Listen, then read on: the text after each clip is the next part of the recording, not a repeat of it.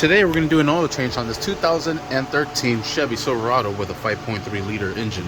Alright, first thing we're going to do is going to go ahead and pop off the oil cap and just set that to the side so it's able to breathe as we drain the oil. Alright, this Chevy Silverado is high enough so I do not need to lift it. Alright, and I'm using a size 15 to break this loose. This is super tight.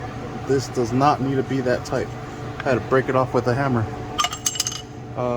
By breaking it off, I mean like I need to hit the ratchet with the hammer to break it loose, kind of like an impact.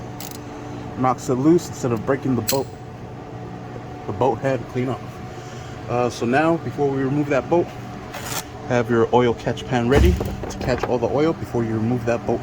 I also suggest having some rags available because it might get messy. Then let the oil drain. Perfect time to clean the bolt off and just follow it so it does not spill all over the place. Alright, and we'll wipe it down, the actual oil pan, before we put in the bolt.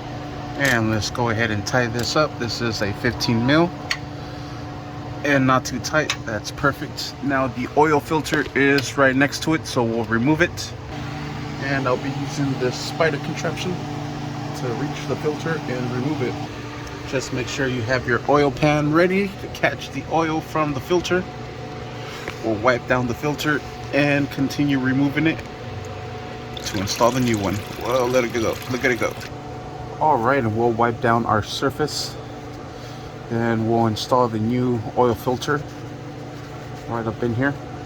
Alright, and I went ahead and filled this up with some oil. Kind of see it there. And this is the oil we're going to be using for this vehicle. So I'm going to go ahead and install this right back down in there. I like to grab a rag and just hand tighten it.